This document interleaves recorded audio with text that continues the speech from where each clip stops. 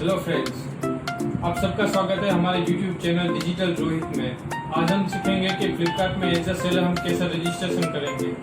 तो उसके लिए कौन कौन से डॉक्यूमेंट की हमें रिक्वायरमेंट होगी। सबसे पहले हम बेसिक जानकारी ले लेंगे कि कौन से डॉक्यूमेंट हमारे पास अभी अवेलेबल होने चाहिए। पहला पान कार्ड, दूसरा GST नंबर, तीसरा ब्रांड अप्रूवल सर्टिफिकेट, या आपका खुद का जो ब्रांड अगर आप सेल करना चाहते हो ब्रांड के हिसाब से, ब्रांड ट्रेडमार्क सर्टिफिकेट। फिर आता है एड्रेस प्रूफ के हिसाब से अगर आपके पास रेंट एग्रीमेंट हो या लाइट बिल या फिर पासपोर्ट, कोई भी तीन में से कोई भी एक डॉक्यूमेंट चलेगा। तो आइए हम देखते हैं स्टेप बाय स्टेप प्रोसेस कि एज अ सेलर हम कैसे फ्लिपकार्ट पे रजिस्ट्रेशन करेंगे और हमारी प्रोडक्ट कैसे सेल करेंगे।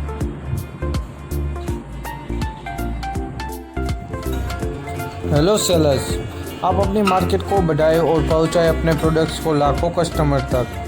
हम लाए फ्लिपकार्ट सेलर हब, जिन पर लॉगिन करके आप मिनटों में लाखों बाइस तक पहुंच सकते हैं। आप अपना मोबाइल नंबर दिए गए कॉलम में एंटर करें, अपना सेलर अकाउंट बना सकते हैं। इसलिए आपको अपने मोबाइल नंबर पर मिले OTP को एंटर करना होगा। OTP को वेरीफाई हो जाने पर आपको ग्रीन टिक मार्क दिखाई देगा, जिसके बाद आप अगले स्टेप पर जा सकते हैं।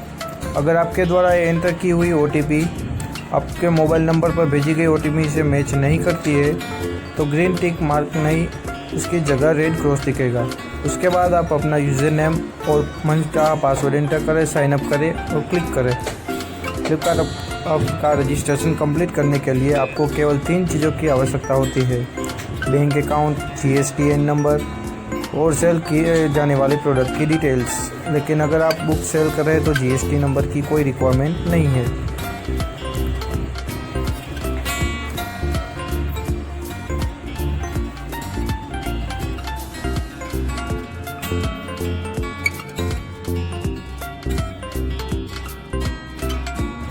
साइन अप हो जाने के बाद आपको आपका एड्रेस का पिन कोड आपको प्रोवाइड कराना होगा, जहाँ से आप अपने प्रोडक्ट्स को पिकअप करवाना चाहते हैं। इसका मतलब वेयर हाउस या ऑफिस के एड्रेस का पिन कोड डालना होगा।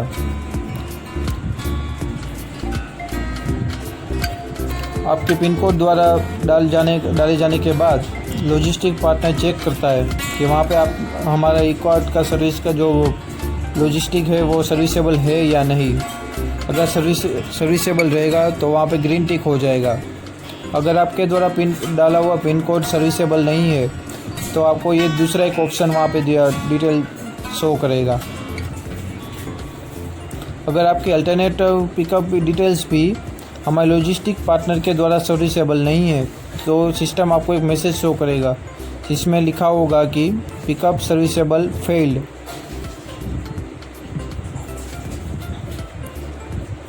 वहाँ पर अभी के लिए फ्लिपकार्ट की सर्विसेबल नहीं रहेगी। अब आगे बिजनेस डिटेल की तरफ।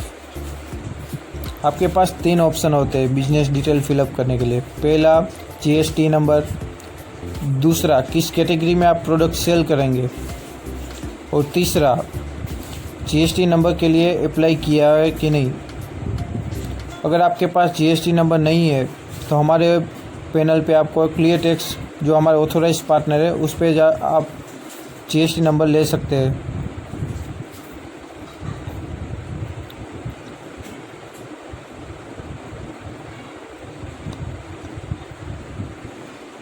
मान लीजिए आपके पास GSTN नंबर है तो आप उस GST नंबर को यहाँ पर एंटर कर सकते हैं।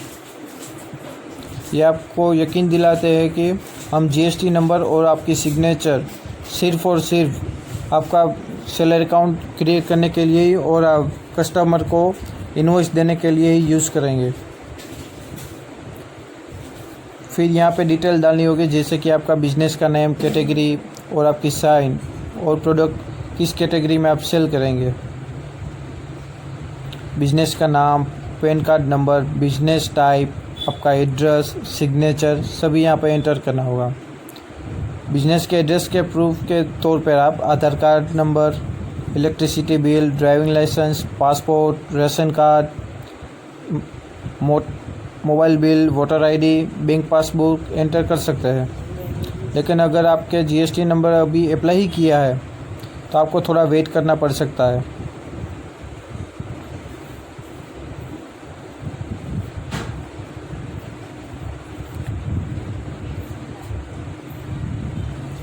अब मनी मैटर्स की बात करते हैं। बैंक डिटेल डालने के लिए जीएसटी नंबर में डाले गए नाम के साथ registered bank account number enter करना होता है। इसके बाद बैंक डिटेल जैसे कि आईएफएससी कोड ऑटोमेटिक पिकअप कर ली जाएगी। इसके बाद आपको सेम बैंक का एक कैंसिल चेक अपलोड करना होगा। अपलोड बटन पर क्लिक करने से आपको ऑप्शन मिलेगा कि आप अपना कैंसिल चेक अपलोड कर सकेंगे। उससे पहले खास चेक कर लीजिए, उस पर कैंसिल लिखा हुआ हो, बैंक का आईएफएससी कोड और आपका नाम ज़रूर लिखा हुआ हो। उसके बाद फ्लिपकार्ट आपके अकाउंट में वेरिफिकेशन के लिए कुछ अमाउंट ट्रांसफ़र करेगी, 1 रुपये से लेकर 5 रुपये तक का कोई भी, वो आपको वेरीफाई करना होगा ताकि आपको पता चले कि आपके बैंक अकाउंट वेरीफाई हो गई है या नहीं फ्लिपकार्ट के साथ।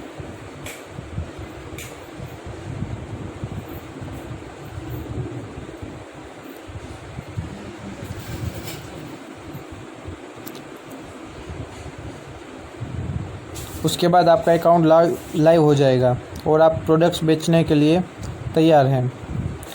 अब आप अपने प्रोडक्ट्स की लिस्टिंग यहाँ से शुरू कर सकते हैं और अपनी स्टोर में जाके प्रोफाइल को पूरा फिलअप करके कंप्लीट कर सकते हैं। और यहाँ पर ब्लू टिक मार्क का मतलब है आपका जो सारा डिटेल वेरीफाई हो गया है, और येलो मार्क आएगा तो वहाँ पर आपको जानना है कि वहाँ पे आपको कुछ डिटेल अभी भी फिलअप करनी बाकी है।